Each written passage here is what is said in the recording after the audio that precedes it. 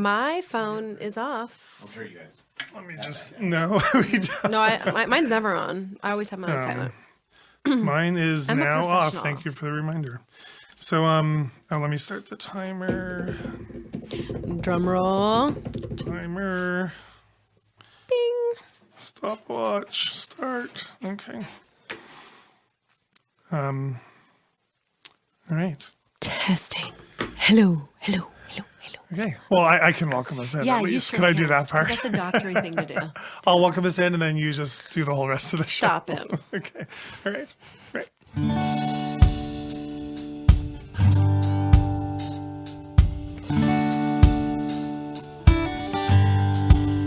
When you open the door for somebody else. Welcome, everybody, to the Vaccine Conversation with Melissa and Dr. Bob. It's good to be back. Where'd she go? I don't know. But you're back. I am back. Who knows where you were? Well, we've but had you're back. a fun couple of days of you and I sort of doing some preliminary planning and work. Planning and, for what, Dr. Bob? for the live Vaccine Conversation podcast tour What? and documentary film that's coming up. You guys are And- going on tour? Yeah. I mean, we are going on tour. Yeah, yep. And Melissa has an exciting announcement for you. She's going to tell everybody the first 4 cities that we are, or states, Yeah, first start 4 there. states that we're going to visit and what those approximate dates might be. And this isn't like for sure, but this is kind of what we came up with as our beginning for the tour. And so, Melissa, why So don't you let after us know? much deliberating, there were judges, there were teams. We talked for hours and hours. Yes. Consulted our Google map, to see like There was a like geography we lesson weren't in quite there. sure like where certain cities were in Wait, certain we? states. Okay, we weren't sure. I wasn't sure. Okay, so here is what we've decided. We have decided that, should we mention the fundraisers at all for those that are local? Well, why don't you? I'm just kind of going chronologically, but Okay. if not, Okay. Oh yeah. No. Okay. Yeah. So okay, yeah. so if you're in the Southern California area Yep. and you want to be a part of the fundraiser for the Vaccine Conversation Podcast National Tour that is happening spring and part of summer of 2020, which is this year, we are having 2 fundraisers that you can be a part of. And that's going to be February 22nd in Orange County and San Juan Capistrano. details to follow for Right, those who are registering. And February 29th in Los Angeles area. Yes, exactly. And a general location is Brentwood. And I'm super excited. And you can get all the details. Well, I'm more excited because I sort of by default, I'm the party planner of this team. I bet nobody would have thought that. No, they wouldn't have. Between the two of us, they probably know. would have never thought that you were the one that takes so much joy in the details know. of planning fundraisers. Oh, and it is a joy. Let me tell you. You've seen it. You saw how relaxed I was the weeks leading up to the previous fundraiser. This is Dr. Bob's sarcasm for those who aren't able to tell over their I was podcast like, is audio. anybody going to come? Is the food going to be good? How's What it about going to this? go? What about that? Yeah, so I was a mess, but you know what? Someone has to do it, and Melissa didn't.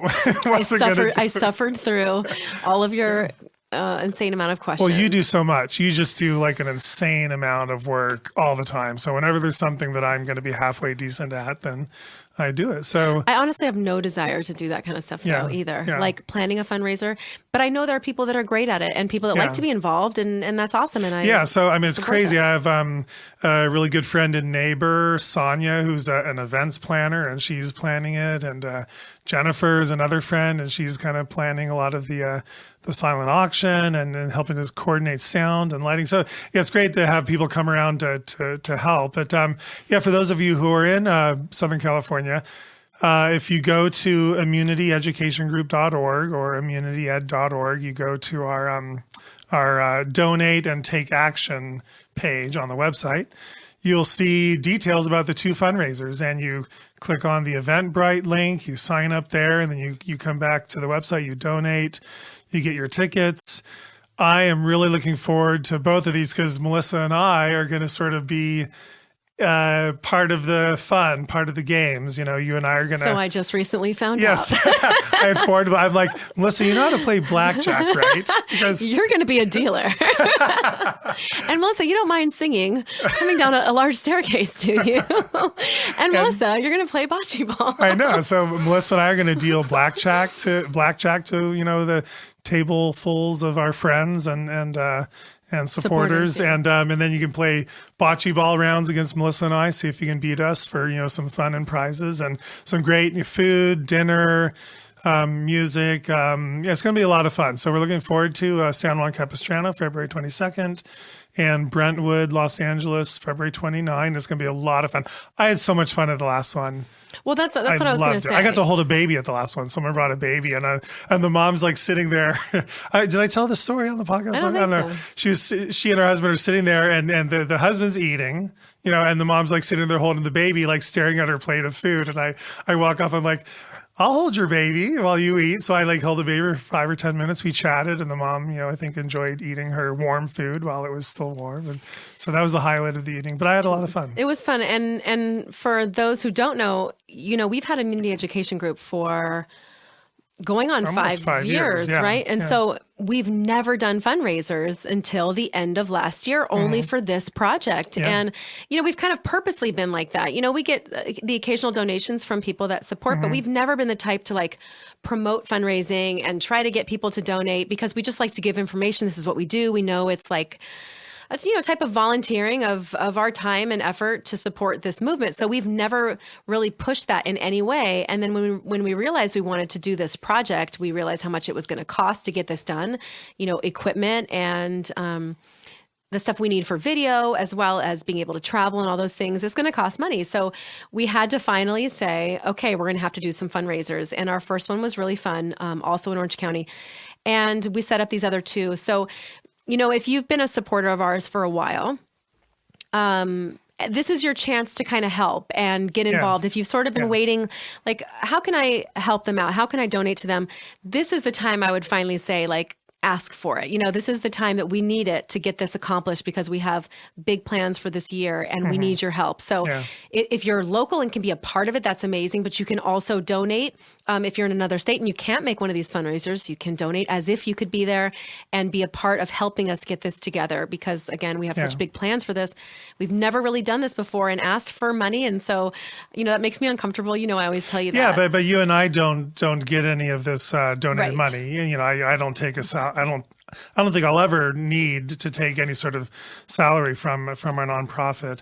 I've made you take a small salary starting now. Coming up. Coming up. But I kind of, because you basically work full time, at this, but we don't get none of this money has anything to do with right. anything other than the tour. Yeah, funding the tour. Yeah, Literally travel expenses, video expenses, editing expenses, cameraman expenses. This is all that it is. Yeah. And so if you want to see us come to your state, because we're trying to get to 10 different locations, it turns out we'll have 11, and we'll get into that in just a second. But 11 different locations, and then that information turning into some educational footage for you. And then additionally, weaving that into a story and into a movie, and working with Joshua Coleman on this. It's going to be such a complex and worthwhile project that is going to give so many options for people as far as education, and our big focus is public education. So I think this is, if you've been waiting for the time to donate onto something and you really wanted to support us, we could really use you for this. And we don't have a lot of time, because first, we have now on the books tentatively put our very first, you want a drum roll for this one? Our very first location for the Vaccine Conversation Podcast live national tour, we are going to try to hit Northern California first. Right. And then Texas, we're coming for you. Yes. And this is going to be the first weekend. This is the end of March, somewhere on the 20th, 21st, 22nd. And again, those dates could be massaged a little bit, but somewhere around that time, because Dr. Bob has a very difficult schedule with all that he's doing as well. And Josh Coleman has his schedule. It's hard to kind of coordinate everything. So this is what we have. Northern California is going to be our first location. And then Texas, our second location, in the first double day stop on our podcast tour. Right. And it's so exciting to actually we went through this today and we got this down on paper, and now it's starting to feel more real, right? It's not just an idea that we have. It's like we're planning this out. Yeah. And so I'm just going to give you that first location, and I'm going to give you a second location that we're going to have that'll take us through March.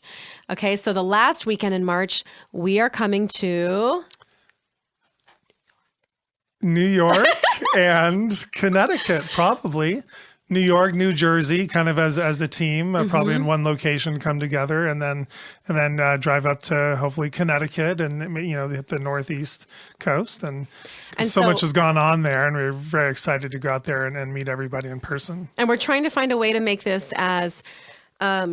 make as much geographical sense as possible, where we're kind of trying to hit places together that we can. I know so many of you guys contacted me, and unfortunately there are going to be states that we're just not able to include in this, but we are getting quite a few people in there that I'm really excited about. We will unveil our next dates coming up, but just for now, we've got our first 4 dates: Northern California, Texas, New York, and Connecticut, all in the month of March. Live events. We're looking at maybe around 300 to 500 people per event. Yeah. Yep. Live podcast. We're going to be meeting you guys. We're going to see you. We can't wait for you to be a part of it, and we're going to film it all. And we're almost there. Yeah, and when this actually, when the signups go live, we will for sure put signups on our immunityeducationgroup.org donate, take action page. You'll see it right there at the top.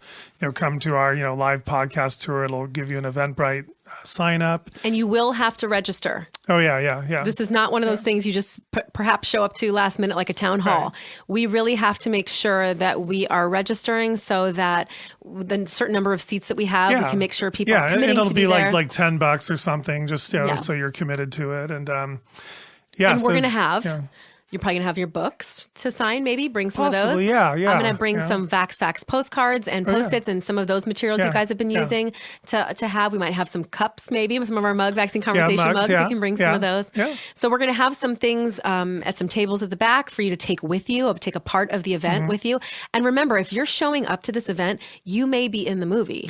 Yeah. You might be seen in the footage, crowd and be there with your friends. And this is something that you're going to want to remember. Yeah, and you and I are going to talk to, everybody afterwards, just, kind of a meet and greet and hang out and chat for a little while with people. And so we'll be getting camera footage of all these conversations that we're having with people. And we're going to take the best and sort of the most compelling footage, from that and hopefully eventually be in the movie. So, so again, Northern California, Texas, New York, Connecticut. These are our first. Yeah, March 20 to 22 roughly, and March 27 to 29 roughly, and dates subject to change. And should we tell them the other states that we picked, or should we wait?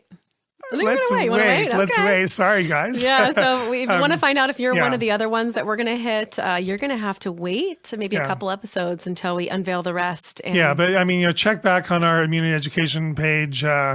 Maybe in a few weeks, maybe we'll have the Eventbrites up there by then, and you can sign up, and we'll post it on our pages too. And I want to just also remind people, we actually have a new podcast website that hosts our podcast, and something I'm very excited about. And I want to give a shout out to Rebecca and Justine because they are the two first people to sign up to be very generous to give us monthly donations, recurring donations. And so people can basically go on your podcast where you're listening on your phone, and it says like details. You push here and it says episode notes, and it kind of describes the episode. At the very bottom, there is a place where you can send us a voice message, but also a link to support this podcast. And it's Anchor FM / the vaccine conversation / support. Go there. You can, choose a monthly recurring donation, and that is so appreciated because it just helps us, cover the small costs of the podcast. But then everything extra will go to this endeavor. And I have been asked about that, where they can set up a recurring donation. Yeah, so now they nice finally that they have a way to do that, because I know for you guys that's easier sometimes just to automatically come out, and that you're supporting something that you really believe in, and that we are passionate about helping to educate people. Yeah, and I'll put a link to that on our immunity education donation page as well. So people can find the recurring donation link there. And Yeah, there's more. this is kind of a side note. Right. You were part of a Star Wars demonstration recently. Yeah. You finally got to be in it. And it's funny because people yeah. that listen to the podcast where you were saying you were disappointed that you weren't a part of the first one were like, Yeah. oh, he finally got to be a part Yeah, of his. yeah. So Dr. Bob was officially part of a V's for Vaccine demonstration at Disneyland, Star Wars theme in costume. Yep. It was a great turnout. Yeah. It was an awesome day. On my page, you can see pictures and some video from that on Melissa Floyd on Facebook Yeah. if you want to see more, or on my Instagram, Melissa Suzanne Music. And we're going to be getting an Instagram page for the vaccine conversation we are. soon. So Yeah. that's going to be great too. And it was really fun. Did you have a good time? It was a lot of fun. I was totally geeking out on all the costumes, and I was kind of sort of staying in character a lot of the time. I was an Imperial officer and escorting Darth Vader, who was Melissa, around, and it was a lot of fun. But then you kind of loosen up and start chatting and laughing with people there. And, It was a nice group. Yeah, it was a great group. Yeah. Yeah, so that was fun. Anyway, so enough of that. Let's get into our topic for today. Yes. And our topic for today is interesting. So this was inspired by the new Oprah Wellness Tour that's happening. And so she's on tour the first spring of this year, basically hitting, I think, 12 different cities, I believe, for a wellness tour. And the wellness tour is partnered with Weight Watchers, and it's also not officially written on the logo, but sponsored by Pfizer. And there has been talk. She was on the Ellen show, and she was talking about recommending the flu shot and the pneumococcal shot. Mm-hmm. And I know a lot of people were a little bit confused, just because her platform, she kind of goes into a wide variety of, let's say, spiritual things on her network that tend to be connected to holistic medicine and maybe a holistic outlook. So being on a primetime show and advertising for the flu shot and the pneumococcal shot didn't totally make sense, I think, for a lot of people. And I think others were probably confused why Oprah was sponsoring a wellness tour in general, because she hasn't necessarily been one that's been connected to health and wellness in the past. Yeah.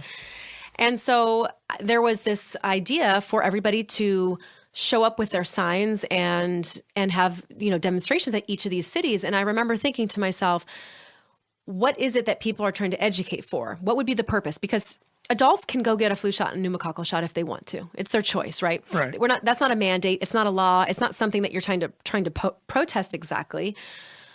But what would be the goal? What would be behind it? What would be the reason that we want to stand up and try to make the news and help educate the people that are showing up there? And so I figured, let's start looking into Pfizer. Let's start doing a deep dive on the pharmaceutical company that is behind the pneumococcal vaccine. And I found out so many things I did not know. I think most people tend to think that the pharmaceutical companies are profit driven and that there are some shady things that have gone on, and that there have been lawsuits and settlements for all sorts of improper things as it relates to these companies. But sometimes you don't know that information until you see it. Okay. And so when I started looking into this, you should see the rap sheet for Pfizer is so long. And the history that they have of issue after issue after issue with the public, and being taken to court, federal court, and having to settle for large amounts of money for something like this. So I want to run down that stuff with you, and we're going to talk about that today with our listeners. And I hope to do this also with a couple other of the pharmaceutical companies that manufacture childhood vaccines, primarily do those. Okay. Because, again, a lot of the mainstream public that totally supports vaccination also agrees there are some issues with pharmaceutical companies. And they almost forget that pharmaceutical companies are the ones making the childhood vaccines. So if these companies are having issues with the drugs that they are selling over here, what makes you think they're being completely truthful with the drugs or biologics they're selling over here? Right. So here's some of the stuff that I found out, which I thought was unreal. So the biggest thing that people should know about Pfizer is that they are the only one that makes the pneumococcal vaccine that is on the schedule, which is Prevnar 13. Right. They have a patent for the vaccine, but they also have a patent for how the vaccine is made. So they actually have a complete monopoly on this vaccine. Now, this vaccine is about $160 a shot. It's very expensive. Which is very high. Right. So back in 2014, I believe 2014, the ACIP put a universal recommendation for the Prevnar vaccine for all adults over 65. Right. Universal recommendation. That's not a mandate, but a universal recommendation for every person that goes into their wellness or, their physical, their annual physical. Their doctor is going to tell them, hey, have you gotten your pneumococcal shot? So Pfizer went from having 3% of the market with that pneumococcal shot to 47% of all adults over 65 in 2 years. That's amazing. Yeah, because Merck and GlaxoSmithKline, those are the two companies that basically have the entire pediatric vaccine market, almost exclusively those two companies. And Pfizer comes in with this one vaccine that's also a childhood vaccine to kind of get into the vaccine market, which they have every right to. But they're a very small player, a very minor player in the childhood vaccine. It's interesting to see that they are the major player in the elderly vaccine market. Right. And so listen to these numbers, okay? And then we'll go into a little back history on Pfizer. For people who say there's no real money in vaccines or vaccine makers aren't doing this for money, let's look at these numbers. So once they got to 47% of the adult population that was opting in to the pneumococcal vaccine, they got to a $6 billion profit margin on one vaccine in 1 year. And that's profit margin, not just sales. This is that's profit. Wow. $6 billion. In 1 year. Jeez. Before that, if you can imagine 47% to 3%, they weren't making that kind of money. Right. Now, that is more than half of their total profits in the entire year for all the vaccines that they make. So they are really, really counting on this vaccine. So 4 years go by. And in 2019, fall of 2019, the ACIP removes that universal recommendation for the pneumococcal vaccine. And the reason that they do it is because they see no decline in the cases of pneumonia. So I watched the ACIP's discussion that they had on pneumococcal. Yeah. What was shocking to me is that they said in this meeting that Prevnar 13 only covers 4% of pneumonia cases. Wow. 4%. Wow. So that means 96% of cases of pneumonia would not have been covered even if you got the vaccine. Yeah. And it was universally recommended for every adult over 65. Yeah. And it's only working in 4% of cases. I mean, that's even lower than the flu shot, which everybody's up in arms about. Yeah, well, what's sad is in order to get that vaccine originally approved for use in elderly, back, whenever it was, 2014. Right. Yeah, it was 2014. Pfizer did not have to prove the vaccine worked in preventing pneumonia. They only had to prove that it created antibodies in the bloodstream, and they had to provide a safety profile. But you don't really have to prove that a vaccine works.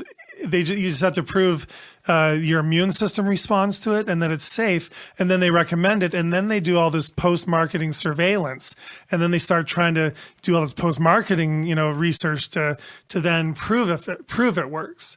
And now 6 years later, the researchers finally realize, and quote, they say the current evidence presented during today's meeting shows the vaccine only had marginal benefits for adults 65 and older. I would love to see our vaccine policymakers insist that vaccine makers prove a vaccine actually works in real life in the population. Study it in the population first to prove not only does it create antibodies in the bloodstream, but that those antibodies actually do something for you. And the fact that this vaccine did not do anything in real life really, I think speaks poorly of the recommendation process of the advisory panel in the first place. Yeah. Why don't they insist? What's the hurry? I mean, let's make sure it works before you make sure everyone, before you insist everyone gets the vaccine. And I mean, it's interesting. It was a narrow vote. I don't know if you're going to go into the vote, but it was right. They said it was one of the most difficult votes that they had. Yeah, it was an 8-6 vote, meaning 8 ACIP members voted to take away their recommendation for this vaccine, but 6 people wanted to continue the recommendation for the vaccine for the elderly. 8-6, that is so narrow. And again, I've seen vaccines pass with like a 1 vote margin. Right. You know, the meningococcal vaccine, when they added a second dose for teenagers, that passed with the narrowest of margins. And you think if something was going to be so great, it would be like unanimous. It'd be, everyone would vote for it if it was so good. So, I mean, it was funny too. But why such a narrow vote though? When there's the current evidence says it only has marginal benefits. Why did the 6 even vote for it? Well, so when they were doing the vote, they had 3 different options to vote for. The first one was to maintain the current recommendation as on the schedule. The second one was to take off the universal recommendation and make it a decision with your doctor. Right. And the third one was to remove the recommendation entirely. So at the time when they first did it, they had a couple people asking to remove it entirely. Okay. And they said the reason was based on the data and the research that was presented. And because they didn't have a majority in that vote between 1 and 3, then they had to go and vote on 1 and 2. Do we just keep it on there, or do we keep it with a recommendation of the doctor? And I think they were careful to do it. So what they did was they said it's not universally recommended, but it's now based on conversations with your clinician. Right. And I think they did that on the purpose so that the public didn't think all of a sudden they were saying, don't get this vaccine anymore. Right. And then also the other element was right now Prevnar 20 is in like stage 3 of their trials, and they're trying to 20 strains. And at the ACIP meeting, they're all very aware of that, and they even had representatives from the manufacturers there to come answer questions about how long it'll be until that comes up. Their idea was, let's remove this now, and we're going to bring it back when 20 comes out here, assuming that 20 is now going to cover maybe more of that 96% that it doesn't. Yeah. But anyway, when it comes down to money, as soon as you get that universal recommendation, the number, the profit number just dramatically increased. Yeah. So what they said was, as soon as that vote happened at the ACIP, the stock went down 2% the same day. Wow. Yeah. Just because they realized this is no longer universally recommended. Yeah. So to me, the timing of fall of 2019 and then finding out that Oprah's going on tour with Pfizer. Yeah.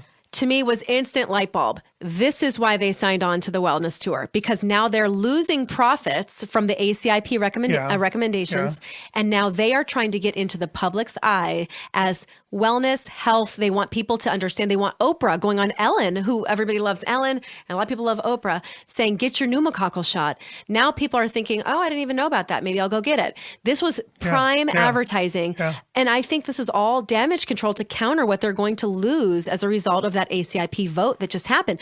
But it was interesting. The discussions with the ACIP, they're like, we kind of can't keep recommending this if we're not really seeing it work. Yeah. And so some people tried to argue that point and go, well, sometimes it takes 5 years to really see the result. And they were like, yeah, we've given it like 8 or 9 from the time that they initially started putting it on. We've given it time. It's not doing anything in the adult population. And they focused a lot more on the child population with Prevnar. And what they said in quotes, one of the committee members and a public health official said that Prevnar for adults, quote, is not where the public health bang for the buck is. And their whole thing was, if we keep recommending it for adults, we're going to take away the focus that it really needs to be given to kids. Yeah. And so again, Prevnar 13 is Pfizer's best-selling drug. Okay. And Pfizer, in case people don't know, if you want to do a little back history on Pfizer, Pfizer is the world's largest pharmaceutical company now. Really? Okay. They are the largest because they have acquired other pharmaceutical companies, including Wyeth, which is a company that makes childhood vaccines. Right. And so they are now the largest pharmaceutical company in the world. And what I found interesting in looking through some of their history is that they've always been known for aggressive marketing. So they were the first pharmaceutical company to advertise directly to doctors in medical journals. This is back like in the 40s, I believe, when it started. Okay. So they started actually putting their ads for their drugs that they were selling in journals to doctors to get and nobody had ever done that. And they said there was even a discussion kind of about the ethics of that at the time. So, really interesting that they've had kind of some of this controversy from the beginning. But I want to just run down a few of the things from the corporate rap sheet that they have that people don't really know has happened Okay, all with right. Pfizer. And you can weigh in on what you think. I mean, this is obviously not news to you. Pharmaceutical companies doing this is kind of, I guess par for the course. Most people would agree with that. But I think the bigger issue is the stuff I'm about to tell you. Why would Oprah want to partner with a company like this? I know. And it does shock me. And I was trying to think to myself, you're asking, like, why would she, as if maybe she shouldn't want to partner with a company that has such a rap sheet. But I'm thinking that by partnering with such a well-known celebrity, they're really trying to normalize elderly vaccination. They're trying to make it, so that everyone sees Oprah doing it, and it's almost like it's like a celebrity endorsement, of course. And even though Oprah might not be like openly endorsing it as an actual product on her tour, I don't know if she is or isn't.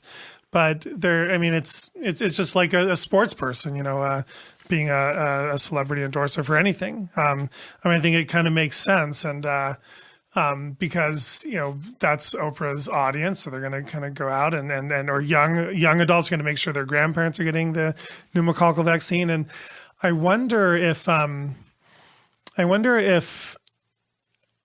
Oprah starts to see some of the pushback on this, and some of the people that are speaking out against promoting pneumococcal vaccine and the flu shot, and if she starts to see people talking about the problems of this vaccine, I wonder if she's going to like put two and two together and realize she's endorsing this, and she might actually start to look at some of this information and realize, hey, maybe this vaccine isn't all that it's cracked up to be, and maybe I as a celebrity should not be endorsing that. And that's why I like that people are going to start trying to reach Oprah with this and get her to start thinking twice about being involved with Pfizer. Anything you put your name on, you need to do your due diligence and make sure you are associating yourself with a company that has character and integrity that you would support as your own public figure, as you are, your own reputation. You can't separate Pfizer's reputation and Oprah's reputation when she chooses to go on a 12-city tour with them that they're supporting, and she's advocating for a pneumococcal vaccine that has a huge profit margin and has been proven to not even be effective for that group of people that they're targeting. And the flu shot as well for the elderly. I mean, we know from our flu episodes that you could probably use the same quote, marginal benefit for the elderly, both vaccines. So I'm hoping that that Oprah will look more deeply into this and realize she's promoting two products that the idea of them sounds good. Oh yeah, prevent the flu, prevent pneumonia in the elderly. Of course, that's a great idea. But as a product, that product actually doesn't do what it's claiming, and hopefully she'll realize it. Yeah, and that's for a 9-city tour that she's doing. Sorry, I was saying 12, but it's 9 cities. Right. Okay, so let me go into a couple of the things that Pfizer has done. Don't be reading along. Just listen to what you'll hear. This is not going to be news to you because I'm sure you've heard a lot of this stuff. And I want to go deeper into the history of some of these companies because everybody says, yeah, we know this stuff's happening, but I want to know the specifics because it's not good enough to say, well, pharma's greedy, profits over people. We need to know exactly why. Okay. Right. So in the mid-'80s with Pfizer, they were actually charged because they were prescribing an arthritis drug that had gastrointestinal bleeding in the elderly. Mm-hmm. But the federal government, even though there were reports and lots of fatalities, the federal government declined to put restrictions on the medication at the time. So this is in the 80s. And this was called Feldine. That was the medication. And so then the FDA started having greater concern about these reports later on. And a lot of these reports you can find in the New York Times historically. And in 1991, after this had happened, 1991, the FDA task force actually charged them with withholding safety problems from regulators to get approval for these heart valves. And they kept the FDA in the dark, and people were getting injured and people were actually dying. So this has to do with specifically with product safety. But as you'll see, the majority of what they've been charged with has to do with marketing and advertising and false marketing, false advertising. In 2004, they agreed to suspend the television ads that they had for Celebrex, which I'm sure you know. Mm-hmm. And they admitted that the clinical trial found that elderly patients that took it had these elevated risk of heart problems, but they weren't disclosing this information to the public, and they were advertising aggressively to try to target that audience without telling them. This was before they had to list all the side effects, right, on TV. Okay. The next year, they had to withdraw another painkiller, which was Bextra, from the market because the FDA actually put a black box warning on it because of cardiovascular and gastrointestinal risks of the medication. Remember, this is like year after year after year, there's something new with lots of different products, and there are new issues that continue to pop up. And so anyway, back to the marketing and advertising. This is where it gets interesting to me. So like I told you, it was after World War II. They were the first ones that were marketing directly to hospitals and to physicians. They were running ads even for antibiotics using names of doctors that were fictitious, saying that these doctors support and believe in this product. But it turns out they were completely fake. Those doctors didn't even exist. Years later, in 1991, they're having to pay fines for misleading advertising. Just something like, do you remember Plaques, that mouth Plaques? Yeah. So they actually were sued because of their misleading advertising. And people think that's just one product, but this is just one of a list of so many. What this tells you, this leads to the discussion about an integrity and ethics of a company. When you've got product after product after product that you're being misleading about, you have false advertising, you're lying to the public about. So in 1996, the FDA ordered Pfizer to stop making unauthorized and misleading medical claims for Zoloft. So think about this. This is 1996. This is almost 25 years ago. Zoloft is something a lot of people use. Right. And this long ago, Pfizer was making unauthorized and misleading medical claims for this. And it makes you wonder, what else are they possibly hiding about something that goes to millions and millions and millions of Americans, let alone people all across the world? And they were punished for this already in 1996. Have you heard anything about their issues with Zoloft? I haven't. It's an antidepressant. It's probably one of the most popular antidepressants for many, many years.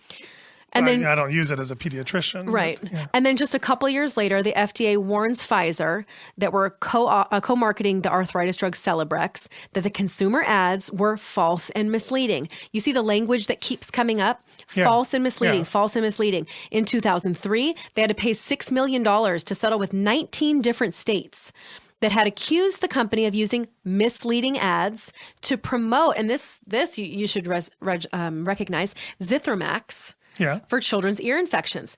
So 19 different states they had to settle with and pay millions of dollars because of misleading ads for a childhood antibiotic. Right. And this is 2003. Is this something that you never heard of happening with this? Because this is something you probably prescribed around that time. And I still do. And I don't remember ever being told anything misleading. But it's probably one of the most popular asked for antibiotics for from parents for their kids. Parents are always asking me, well, can you just prescribe Zithromax because it's once a day? Is that a Z-Pak? Yeah, Z-Pak is once a day for 5 days instead of twice a day or 3 times a day for 10 days. Okay, so as a physician, as a pediatrician, reading that they were charged in a settlement for misleading and false ads with that antibiotic, would that raise some red flags with you about prescribing it? Would you want to look more into this and wonder what it is that they're telling people that isn't true and maybe what's behind all that? Yeah, I would want to know what was the wording of the advertising. It's an okay antibiotic for ear infections. I mean, it can work. It's definitely not the go-to. It's not the first line. It's probably not even the second line antibiotic for ear infections. And so, I could see if they were claiming that it was, the best choice for ear infections. I don't know what their claim was, but if it was something along those lines, that would kind of annoy me that they were making those false claims, and it probably would affect my or my use of it if I even knew about this. I don't remember hearing about that. And my guess is it had to be something a little bit more serious than even saying like it's the best, because nobody's paying millions of dollars to 19 different states unless, and I'll have to go. But imagine this is probably the most one of the most used antibiotics, but the most popular one, especially for adults. And so honestly, a $6 million fine for Pfizer Oh, right. is probably like, a month or two of revenue from the sales of that antibiotic. I'm just guessing, but And then probably a slap on the wrist. Right. And then you look at this year after year after year, something else, something else, something else. Well, why don't we take a break here? And That's a great idea. And maybe we'll make this a two-parter, since this article, and there's so many things to talk about that Pfizer has done. So maybe pause here and wrap it up, and then we'll come back in with the second half of Pfizer's corporate rap sheet and what this means to people's decision making as to whether or not they really can trust products, and whether or not celebrities like Oprah should be endorsing products that don't have the science that back up whether or not they work. So. Good point, Dr. Bob.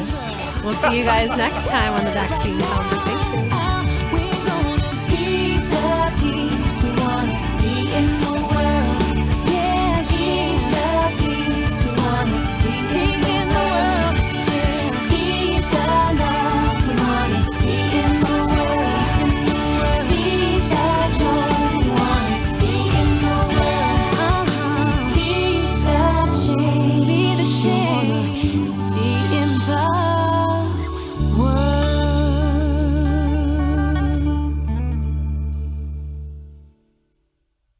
The information in this podcast is for entertainment purposes only. It is not intended as medical advice. Always consult your healthcare professional for information on vaccines and infectious diseases.